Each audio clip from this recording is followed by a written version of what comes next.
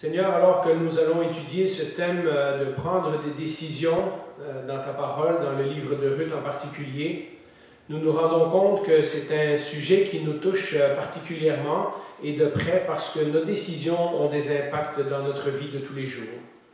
Nous nous rendons compte également que c'est un sujet qui nous touche théologiquement parce que nous croyons parfois certaines choses ou nous prenons des décisions de façon qui ne sont pas conformes à ta parole.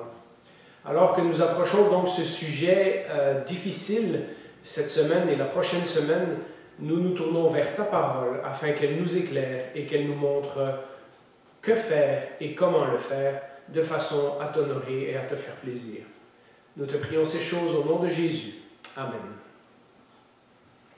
Eh bien, je vous avais dit que dans le livre de Ruth, des fois, il y a des thèmes et des sujets qui apparaissent et nous devons parfois nous arrêter pendant une semaine ou deux pour examiner quelque chose que nous avons découvert dans le livre de Ruth.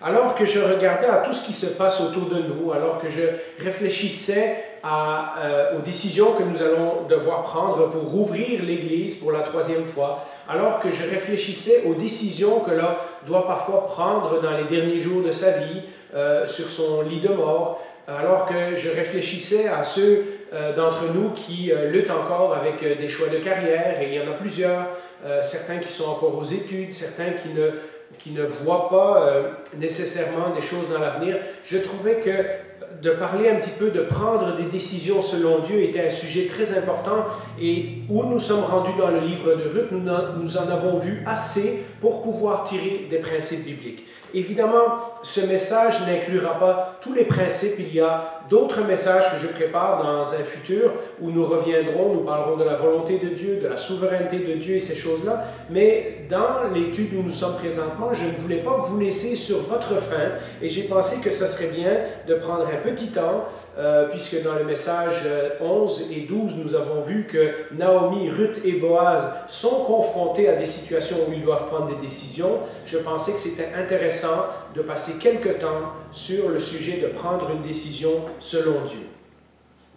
Nous avons terminé la dernière fois en comparant l'attitude de Naomi à celle de Ruth et de Boaz. Et nous avons terminé donc le dernier message en parlant de prendre des décisions selon Dieu. Et c'est un petit peu dans ce sujet que j'aimerais m'aventurer aujourd'hui parce que, évidemment, prendre des bonnes décisions a des impacts sur notre vie de tous les jours. Alors, comme introduction, je voudrais d'abord simplement préciser quelques petites choses qui sont importantes pour la suite de notre étude. Dieu nous a créés de façon à prendre des décisions. Nous ne sommes pas des robots, nous ne sommes pas des créatures à qui il dicte quoi faire et pour lesquelles nous n'avons aucun autre choix. Nous devons nous attendre à ce qu'une personne, au fur et à mesure qu'elle grandisse, un enfant qui devient un adolescent, qui devient ensuite un adulte, une personne qui devient mature, est une personne qui arrive à prendre des bonnes décisions dans sa vie. Et quand nous lisons la Bible, mais aussi quand nous examinons et nous évaluons notre vie, nous remarquons que nous avons pris un certain nombre de décisions dans notre vie, nous le remarquons également dans les récits bibliques, et que ces décisions ont des conséquences. C'est-à-dire que le choix que nous faisons aujourd'hui peut nous amener sur un chemin pendant plusieurs années. Et ça, c'est vrai pour les non-chrétiens et pour les chrétiens. Donc, même pour les enfants de Dieu, c'est une chose. Et donc, nous essayons de trouver toutes sortes de façons de prendre des bonnes décisions.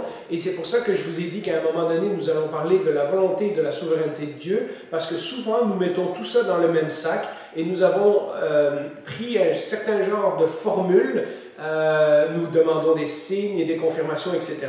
Et nous verrons dans un futur, j'espère pas trop lointain, est-ce que c'est biblique ou pas. Ce que je voulais vous amener aujourd'hui, c'est que la Bible n'est pas comme un livre d'instructions d'IKEA. Ce n'est pas un livre où nous avons des formules à suivre et que si nous suivons ces formules une par une, que nous allons toujours faire le bon choix ou prendre la bonne décision.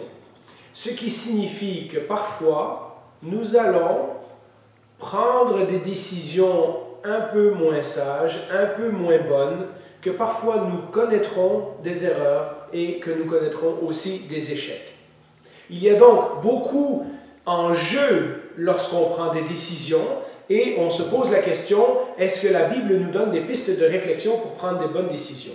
Eh bien, la Bible nous donne un certain nombre de principes, 3 ou 4 dont je vais parler aujourd'hui et 3 ou 4 dont je vais parler la prochaine fois, et donc ce sera un message en 2 parties.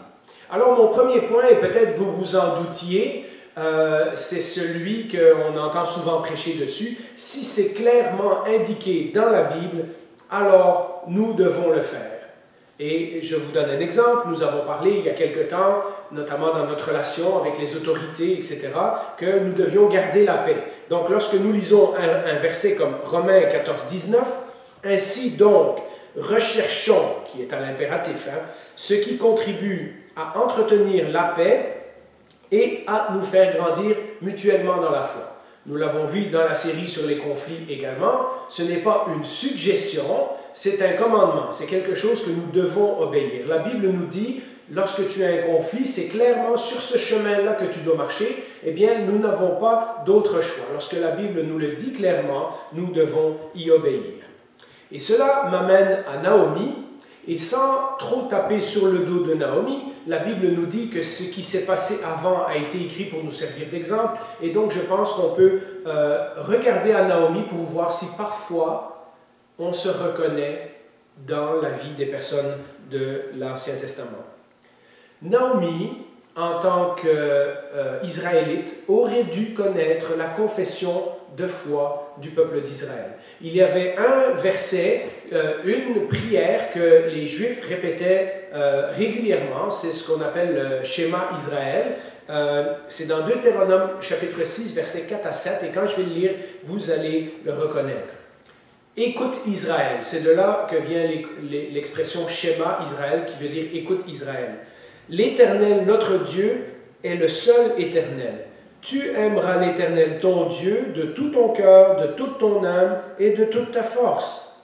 Les commandements que je te donne aujourd'hui seront dans ton cœur. » Donc on parle de ce qui est clairement dit dans la parole de Dieu. « Tu les répéteras à tes enfants, tu en parleras quand tu seras chez toi, quand tu seras en voyage, quand tu te coucheras et quand tu te lèveras. » Et donc dans le livre du Deutéronome, quelque temps avant d'entrer dans le pays promis, Moïse a réuni le peuple et leur a rappelé les lois de Dieu, leur a rappelé ce texte-là et leur a dit non seulement c'est ce que vous devez croire, mais vous devez le répéter régulièrement et vous devez l'enseigner à vos enfants et à vos petits-enfants. C'est comme nous on récite parfois le symbole des apôtres, eh bien ça c'est le symbole de la confession d'Israël de base. Ça c'est le verset que tout le monde devait connaître, c'est la phrase que tout le monde connaissait au moins par cœur.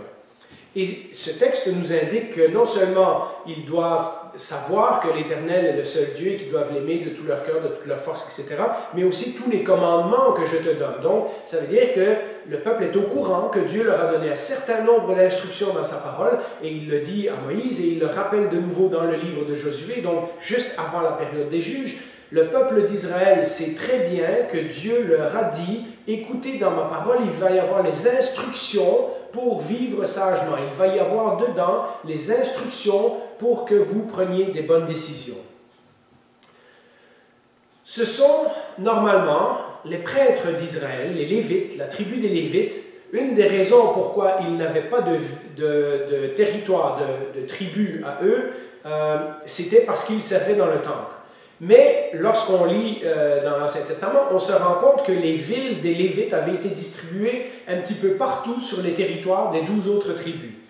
Et cela, Dieu avait comme intention que les Lévites, qui étaient des prêtres, qui seraient un peu l'équivalent des pasteurs et des enseignants d'aujourd'hui, c'était leur rôle d'aller dans les villages et d'enseigner la parole de Dieu. Parce qu'évidemment, les gens n'avaient pas des copies écrites de la Bible comme nous avons aujourd'hui. Et donc, c'était leur rôle, puisque c'était une tradition orale, d'enseigner, de répéter ces choses-là au peuple d'Israël, afin que toutes les tribus dispersées sur le territoire, qui n'avaient pas toujours la chance de venir à Jérusalem, puissent entendre les enseignements de Dieu.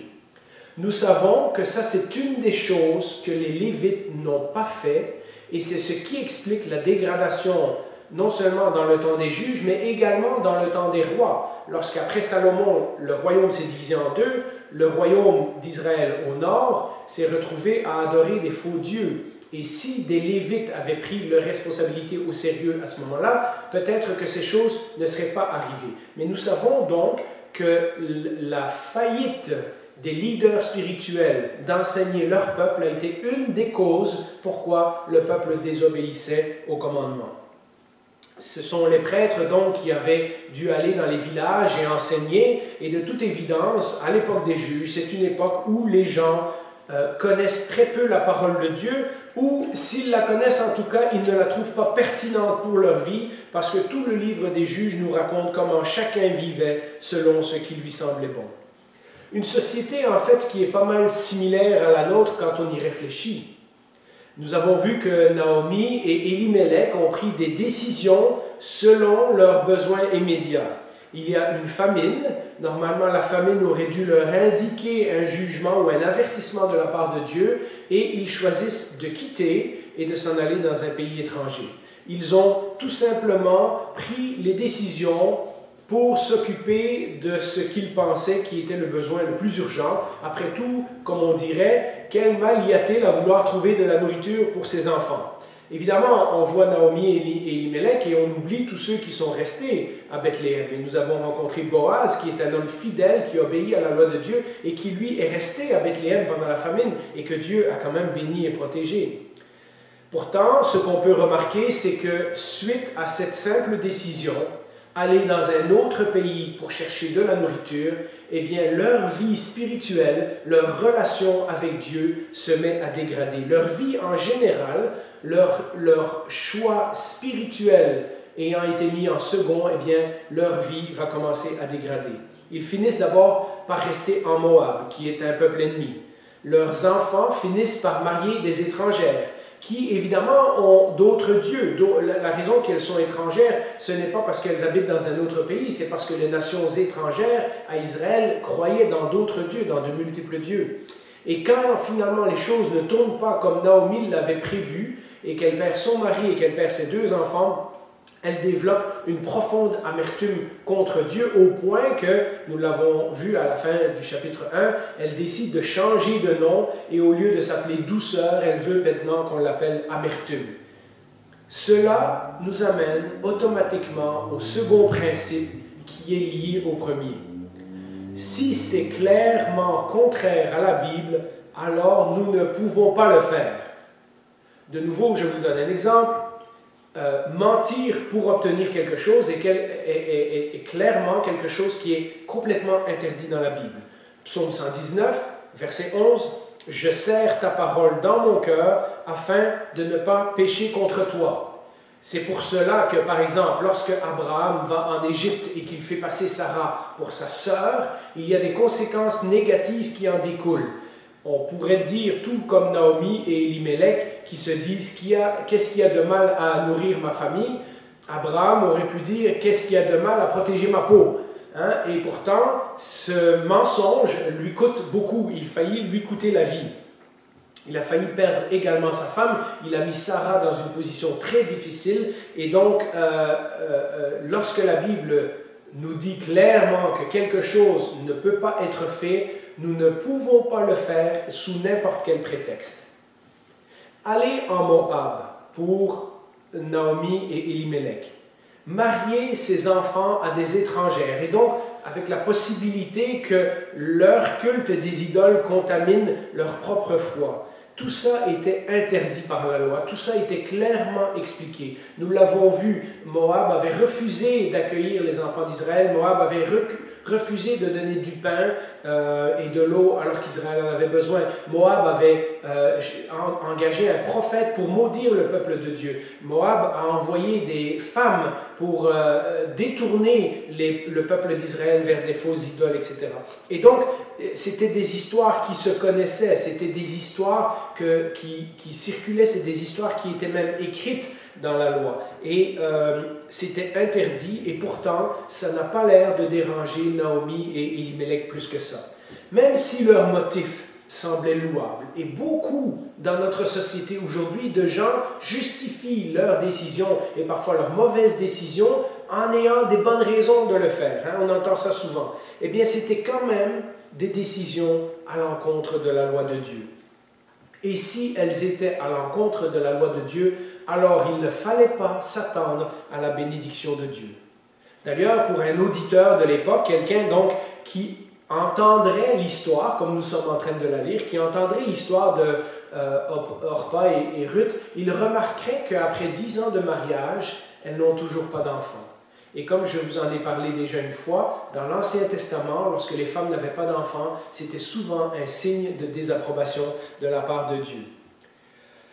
Nous ne pouvons pas prendre des décisions qui sont contraires à la Bible et nous attendre à ce que Dieu bénisse nos décisions.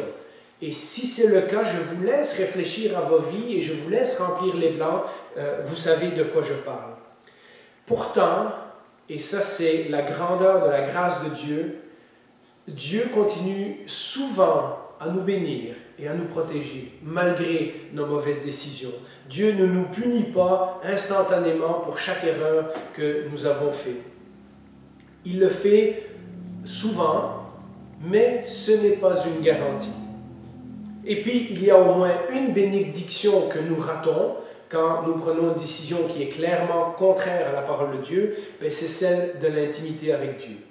Parce que quand notre vie est guidée par la désobéissance, ce n'est pas en général le moment où nous nous sentons le plus spirituel, le plus proche de Dieu. D'ailleurs, nous le voyons de nouveau dans la vie de Naomi. Quand Naomi accuse Dieu d'avoir été dur avec elle, je suis partie pleine et je suis revenue complètement vide. Et c'est Dieu qui a fait ça. Elle ne voit que ce qu'elle a perdu. Elle est concentrée sur son amertume. Elle accuse Dieu alors que la désobéissance, c'était sa décision. Et vous voyez comment la désobéissance spirituelle nous éloigne de cette intimité avec Dieu. Mais Dieu travaille malgré tout et malgré elle. Dieu a un plan. Dieu est en route pour restaurer Naomi. Dieu lui a déjà envoyé sa belle-fille Ruth, qui est une belle-fille extraordinaire. Dieu va lui envoyer bientôt quelqu'un qui va prendre soin de toute la famille. Mais elle n'en aura conscience qu'à la fin de l'histoire. Et nous lirons cette histoire bientôt ensemble. Alors, jusqu'à maintenant, vous auriez pu me dire, Jean-Philippe, ces principes-là, on les connaît. Si c'est dans la Bible, on le fait. Si c'est interdit dans la Bible, on ne peut pas le faire. Alors, comment prendre les bonnes décisions? Eh bien, il y a une approche qu'on appelle l'approche de la sagesse biblique. Et c'est, en d'autres mots, si je devais les résumer, c'est d'apprendre tout ce que la Bible a à nous dire sur un sujet afin que nous puissions prendre la meilleure décision possible. Quand ce n'est ni interdit dans la Bible, quand ce n'est ni obligatoire selon la Bible, alors nous devons utiliser la sagesse biblique pour prendre la décision, pour prendre des bonnes décisions. Évidemment, je pense que vous voyez où je m'en vais. Prendre une décision avec la sagesse biblique nécessite que l'on développe une bonne connaissance de la parole de Dieu. Par exemple, je vais prendre un exemple auquel tout le monde peut penser. Si quelqu'un veut se marier, eh bien, ce n'est pas contraire à la parole de Dieu. Est-ce qu'il peut se marier? Oui, la Bible dès Genèse encourage le mariage et encourage d'avoir des enfants, etc. Un des commandements que Dieu dit, c'est multipliez-vous et soyez féconds sur la terre. Donc, ce n'est ni interdit, c'est autorisé par la Bible et ce n'est pas contraire à la Bible. La Bible nous donne d'autres enseignements. Elle nous dit que c'est important que nous choisissions comme conjoint ou conjointe un croyant ou une croyante. Évidemment, je parle pour ceux qui sont présentement en recherche de quelqu'un, parce que parfois, lorsque nous ne connaissions pas Dieu, nous avons pris ces décisions et nous avons choisi quelqu'un qui ne correspondait pas aux critères bibliques. La Bible nous dit également que nous devons choisir quelqu'un du sexe opposé. Un homme marie une femme marie un homme. Il n'y a nulle part dans la Bible question de deux hommes ou deux femmes qui se marient ensemble. La Bible nous dit aussi que ça doit être quelqu'un qui n'est pas déjà marié, parce que sinon il s'agit d'un adultère. Et elle nous donne comme ça un certain nombre de principes. Si on prend par exemple le sujet de l'argent, eh bien c'est la même chose. La Bible nous donne des principes de comment utiliser notre argent, de comment le faire fructifier, comment être prudent, comment aussi ne pas nous y accrocher parce que lorsqu'on meurt, on n'emporte pas ça avec nous, comment mettre Dieu au centre de nos décisions vis-à-vis de l'argent, etc. Et la Bible ne nous interdit pas, ne nous dit pas que nous devrions tous être pauvres. Il y a des gens dans le milieu chrétien qui sont des bons hommes d'affaires ou des femmes d'affaires, et on en a même des exemples dans la Bible, et Dieu fait fructifier le travail de leurs mains. À nouveau, ce sont des choses que l'on sait ou qu'on devrait savoir. Par contre, souvent, lorsqu'on prend nos décisions, on les prend sur le coup des émotions, ou on le prend sur le coup de nos désirs, etc. Et ce n'est pas les principes bibliques vers lesquels nous nous tournons en premier. Nous savons que nous prenons des décisions, mais souvent, donc, lorsque nous écoutons nos émotions, nos désirs, etc., nous allons prendre des décisions à la façon du monde plutôt qu'en utilisant la sagesse biblique. Nous sommes parfois contents d'avoir respecté le principe numéro 1 et puis le principe numéro 2. La Bible dit que je ne peux pas le faire, ce n'est pas interdit dans la Bible, et donc nous pensons que c'est tout et nous arrêtons là. Mais la Bible nous dit non, non, non, il y a moyen de prendre des bonnes décisions ou des décisions qui produisent des meilleurs résultats. Mais ce genre d'approche, évidemment, nécessite un travail.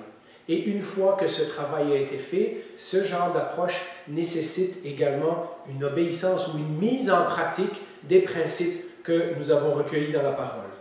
Par exemple, dans Matthieu 7, 24, lorsque Jésus dit « C'est pourquoi toute personne qui entend ces paroles que je dis et les met en pratique, je les comparerai à un homme prudent qui a construit sa maison sur le rocher. » Donc Jésus lui-même nous rappelle qu'une fois qu'on a pris tous les principes bibliques sur un sujet, il faut également les mettre en pratique.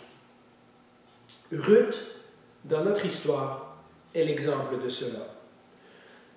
Du peu qu'elle a compris de la foi d'Israël au travers de sa belle famille, et elle semble avoir eu quelques notions, probablement que Machlon, Kiljon, Naomi, Elimelech, lorsqu'il était vivant, lui ont enseigné certaines choses, lui ont parlé de leur foi. Elle semble connaître certaines choses, mais elle n'a pas l'air d'en avoir une grande connaissance. Mais de ce qu'elle connaît, elle sait qu'elle doit se réfugier sous les ailes d'un seul Dieu, le Dieu d'Israël. Il y en a un seul à qui il vaut la peine de faire confiance, c'est lui. Est-ce que son choix a transformé les circonstances de sa vie? Pas du tout. Après qu'elle ait fait cette décision, elle est toujours veuve. Elle n'a toujours rien à manger. Elle s'en va dans un pays qui est étranger. Elle renonce à sa famille. Et lorsqu'elle arrive à Bethléem, elle se rend compte qu'ils n'ont rien à manger et elle doit aller travailler. Ces circonstances ne se sont pas embellies simplement parce qu'elle a une certaine connaissance de Dieu. Il faut également qu'elle se mette au travail avec la connaissance qu'elle a de Dieu. On pourrait même dire qu'elle a choisi un chemin difficile. Elle a abandonné tout ce qu'elle avait connu jusque-là. Elle a abandonné des traditions qui la réconfortaient. Elle a abandonné sa famille. Elle a abandonné un pays et une culture qu'elle connaissait. Et elle se retrouve dans un territoire étranger. De même, lorsqu'elle s'en va travailler au champ, au début du chapitre 2, sa vie ne devient pas plus facile. Ce n'est pas parce que Boaz a été poli, courtois et gentil et généreux avec elle qu'elle arrête de travailler. Elle continue pendant plusieurs mois à aller à la moisson et faire. Elle sait qu'elle doit trouver un champ et trouver grâce aux yeux de quelqu'un, mais pour le reste, elle fait confiance à Dieu. Le matin, elle s'habille, elle s'en va travailler. Elle a fait une promesse de s'occuper de Naomi et elle va faire ce qu'elle doit faire et elle va faire confiance à Dieu pour le reste. Mais cela ne lui épargne pas des mois de dur travail physique. Son choix a été en premier spirituel plutôt que pratique, comme nous l'avons vu. Elle choisit de protéger le nom de la famille de Naomi et donc de courtiser un homme plus âgé, alors qu'elle aurait pu, dans les mots de Boaz, courir après des jeunes gens. Son choix a été spirituel, son choix a été pour le bien de sa famille et de la famille de Naomi, plutôt que pour son bien personnel.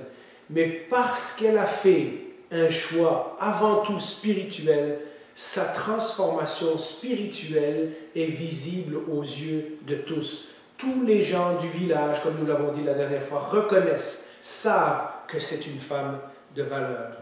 Alors vous voyez, si ces circonstances n'ont pas changé immédiatement, sa vie spirituelle s'en trouve grandement améliorée. Et voilà pourquoi la Bible nous encourage à utiliser la sagesse biblique en premier, plutôt que nos opinions, puis nos couleurs, puis nos désirs, puis toutes ces choses-là. Mais si on revient à l'histoire, Boaz aussi est l'exemple de cela. Lui aussi, comme Elimelech et Naomi, il avait été confronté à la famine. Il aurait pu prendre le même choix et aller en Moab. Et comme en plus c'était un homme avec des moyens, peut-être il aurait même mieux réussi sa vie là-bas où il n'y avait pas de famine. Pourtant, il est resté à Bethléem. De plus, dans tous les messages que nous avons vus que toute son attitude, ses paroles, sa relation avec ses ouvriers, sa réputation au village, tout cela démontre qu'il est une personne qui suit Dieu et qui va même au-delà de ce que la loi exige. La loi exigeait qu'on laisse les bords des champs, mais quand Ruth vient et demande de trouver grâce à ses yeux, il lui dit « Oui, tu peux ramasser derrière mes ouvriers. » Et donc Boaz va au-delà de ce que la loi exige. Il représente Dieu dans la vie des gens de Bethléem à cette époque-là. Les Israélites à son époque considèrent peut-être la loi de Dieu comme inutile pour leur propre vie, mais quand ils regardent Boaz, ils voient un homme qui vit en harmonie avec la volonté de Dieu et avec la parole de Dieu, et du même coup, inévitablement, Boaz devient un modèle pour eux. Vous savez, nous sommes appelés à être des lumières dans le monde, que les gens suivent notre exemple ou pas. Nous représentons Jésus aux yeux du monde. Nous sommes appelés à être le sel de la terre. Que les gens goûtent à ce sel ou non, ce n'est pas notre responsabilité. Nous devons simplement être des modèles pour attirer les gens à Christ. Cela, évidemment, ce choix que Boaz a fait de rester à Bethléem ne va pas sans payer un prix. C'est évident. Il y a des gens qui dépendent de lui. Il travaille avec ses ouvriers. On peut imaginer que dans les périodes où les récoltes étaient beaucoup moins bonnes, il a dû parfois faire des sacrifices afin que tout le monde dans son entourage puisse manger. Et quand il s'engage dans sa démarche avec Ruth, ça c'est là où nous avions fini la dernière fois, il n'est pas sûr des résultats. Il fait une promesse à Ruth, je vais poursuivre ce chemin-là, mais il y a quelqu'un d'autre qui a la priorité avant moi. Et si ça ne fonctionne pas, alors je me soumettrai à Dieu. Il y en a un autre qui a la priorité selon la loi de Dieu, et Boaz ne passera pas par-dessus pour accomplir sa volonté, mais il va attendre que la volonté de Dieu s'accomplisse. Il connaît le conseil de Dieu, en d'autres mots, et il accepte de s'y soumettre. Alors, j'ai d'autres points à vous dire, mais j'aimerais conclure le message d'aujourd'hui avec cet encouragement « Renversons la tendance ». Qu'est-ce que je veux dire? Eh bien, pour nous, la solution pour penser bibliquement, plutôt que d'attendre des signes, plutôt que d'attendre des révélations, plutôt que de voir toutes sortes de signes comme c'est courant malheureusement dans plusieurs milieux évangéliques de nos jours, la Bible nous donne des instructions qui sont très clairement indiquées. Les 3 étapes que nous avons vues aujourd'hui, on ne peut pas contredire ça, c'est ainsi que la Bible nous dit de prendre nos bonnes décisions. Pour nous, de penser bibliquement, c'est-à-dire de commencer à utiliser dans notre vie de tous les jours cette sagesse biblique et de prendre les bonnes décisions, eh bien, ça ne viendra pas spontanément si nous ne développons pas une bonne connaissance de Jésus et de sa parole. Je vous ai dit qu'on parlerait de la parole cette année et elle devient inévitable dans la société dans laquelle on vit, et on voit où tous les gens prennent toutes sortes de décisions, et parfois au mieux de leur connaissance, au mieux de leurs moyens, mais que malgré tout ces décisions sont quand même insuffisantes, eh bien il est réconfortant de savoir que nous pouvons nous tourner vers la parole de Dieu et qu'elle nous donne des principes et des directions pour notre vie. Ce principe de la parole va revenir pendant toute cette année. Mais ce principe de la parole, nous le retrouvons dans toute la Bible. Je vous donne 2 exemples qui sont totalement à l'opposé. Lorsque Satan tente Ève dans le Jardin d'Éden, eh bien, la première réponse que Ève fait, c'est d'utiliser la parole de Dieu. Non, Dieu a dit ceci. Mais ensuite de ça, malgré la communion qu'elle avait avec Dieu, malgré, on imagine, une certaine connaissance qu'elle avait de Dieu, ensuite de ça, elle se laisse embarquer dans le discours du menteur.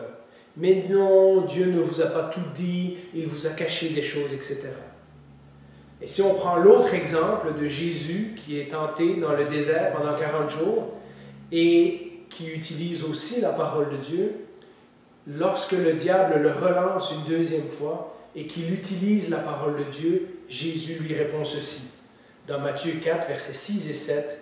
« Et Satan lui dit, « Si tu es le Fils de Dieu, jette-toi en bas, car il est écrit, il donnera des ordres à ses anges à ton sujet, et ils te porteront sur les mains, de peur que ton pied ne heurte contre une pierre. » Mais Jésus lui dit, et c'est là le secret, peut-être que Ève aurait dû comprendre, il est aussi écrit, tu ne tenteras point le Seigneur ton Dieu. Ça, c'est le principe 1 et 2, si c'est clairement dit dans la Bible, mais aussi si c'est clairement interdit dans la Bible.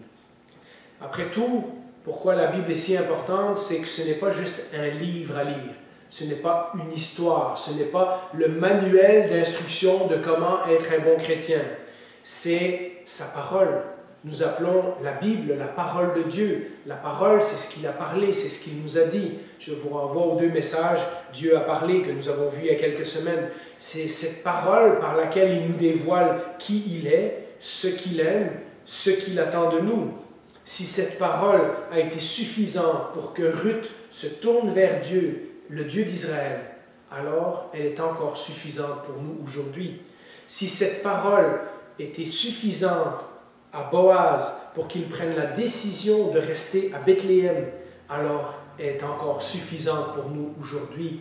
Et si cette parole a été suffisante pour protéger Jésus du tentateur, alors cette parole est encore suffisante pour nous. J'espère que dans l'année, nous allons faire un effort supplémentaire pour apprendre à connaître la parole de Dieu, parce que les bienfaits de respecter et de connaître les enseignements de Dieu se répercute sur tous les aspects de notre vie. David disait au psaume 119, verset 105, « Ta parole est une lampe à mes pieds et une lumière sur mon sentier. » Nous voulons prendre des bonnes décisions, eh bien nous avons l'exemple de David. C'est cette parole qui va nous éclairer sur le chemin que nous choisissons de marcher. Amen.